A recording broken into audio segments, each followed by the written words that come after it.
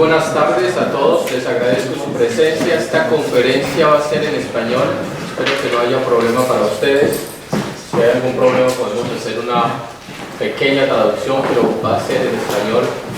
Tenemos hora y cuarto. El conferencista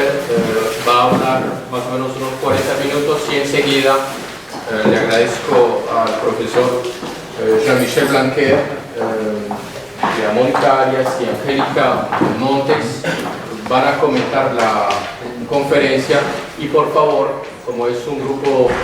cerrado, les pido que intervengan y que sea lo más fructuoso posible para los unos y los otros. Este ciclo de conferencias sobre Colombia lo hemos empezado ya hace más o menos unos 2 años en el programa América de la Fundación Maison des Sciences de l'Homme. Hoy tenemos el placer de recibir al Procurador Judicial Guillermo Arizmendi Díaz, doctor de la Universidad de Medellín, una larga experiencia en el tema jurídico y sobre todo en la Procuraduría de Colombia desde hace más de 20 años. Nos importa mucho su experiencia y su análisis, porque es la experiencia y el análisis de una persona del terreno que está constantemente viviendo la situación de la justicia, la aplicación de la justicia. Agradezco también la presencia del embajador Rosu, gracias por su presencia. Le doy la palabra a Angélica Montes, que introduce por algunas líneas la conferencia. Sí, muchísimas gracias. Como lo acaba de decir Nelson, el GRECOL hace parte del programa de la Fundación Maison Sessions de l'Homme, y para todos es evidente que la situación que vive Colombia en lo que todos conocemos que es el proceso de negociación de paz en La Habana representa una situación histórica, y todos esperan, tanto allá como los analistas acá, que se pueda firmar una paz, ¿no?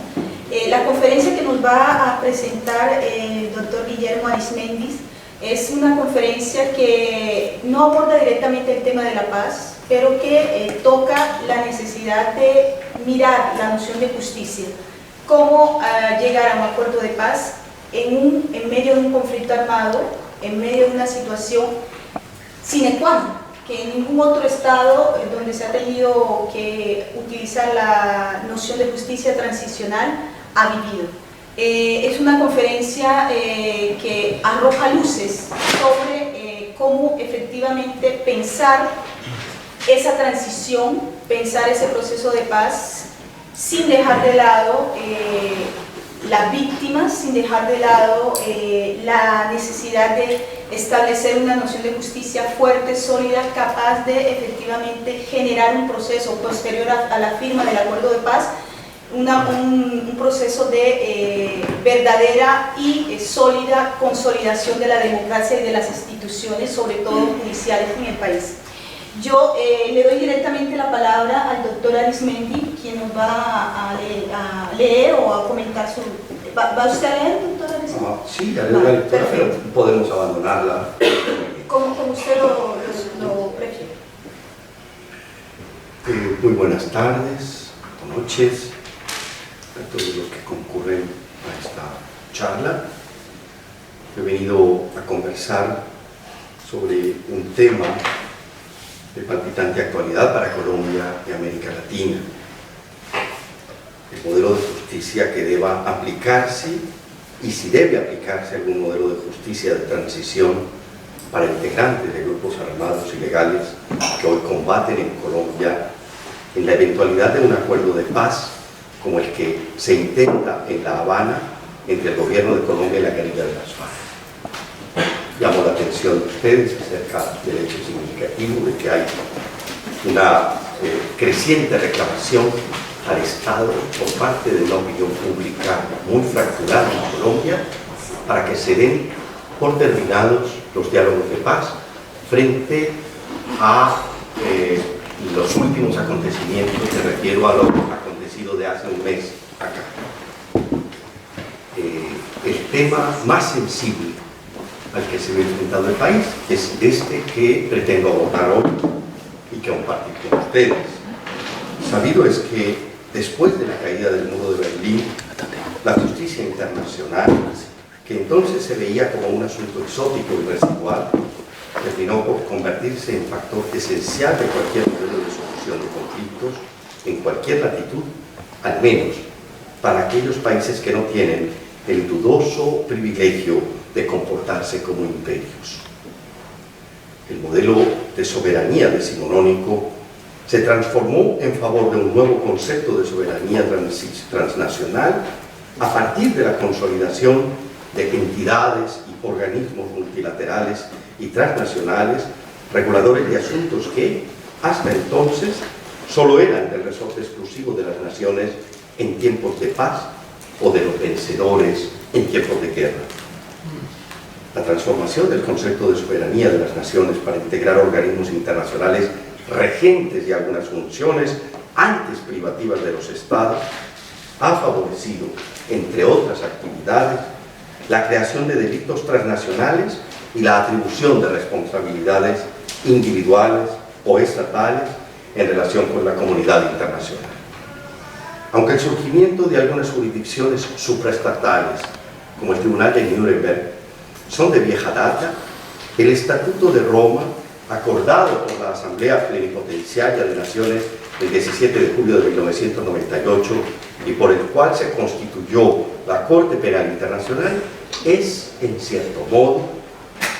el más cualificado esfuerzo de la comunidad de naciones aglutinadas en la ONU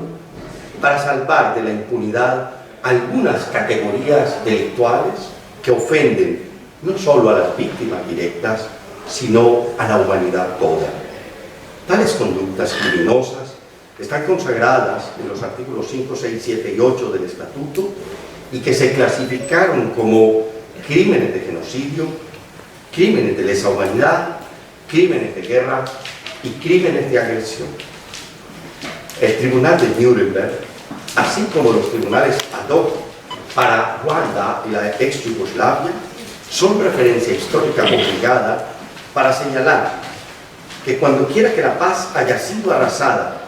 y se ha atentado contra la humanidad, la propia humanidad civilizada no lo olvidará, no lo perdonará y no lo dejará impune. El Estatuto de Roma, que dio lugar a la Corte Penal Internacional, no hace otra cosa que asegurar la justicia supranacional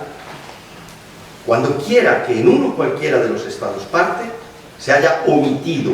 o desestimado la investigación y juzgamiento de delitos aglutinados en una cualquiera de las categorías que hemos señalado.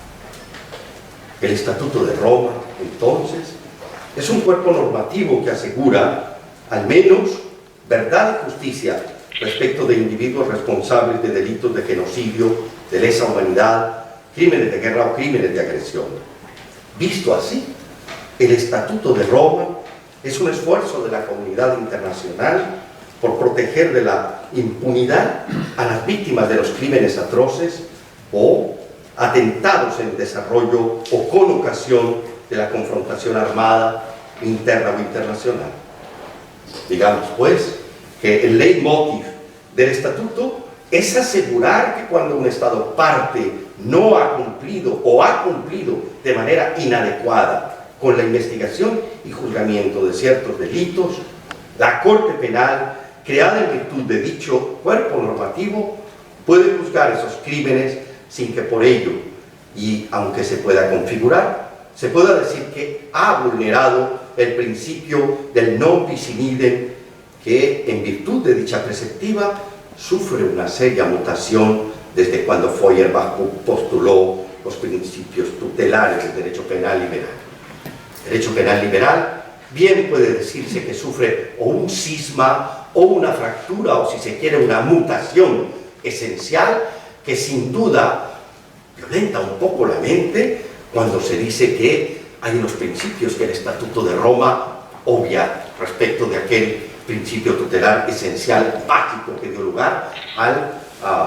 derecho penal liberal. Y se dice que el Estatuto de Roma relativiza el principio del non bis in idem por cuanto, si se llega a establecer que una investigación criminal adelantada por un Estado parte comporta una farsa o un mecanismo de impunidad para individuos responsables de uno cualquiera de los crímenes consagrados en el estatuto, le hace Ghana, Mali, le hace países similares, puede la Corte adelantar por sí y sin que requiera autorización o trámite alguno un nuevo proceso judicial en pro de la verdad y justicia que reclaman las víctimas de tales atentados. Recuerden ustedes la ley del punto final.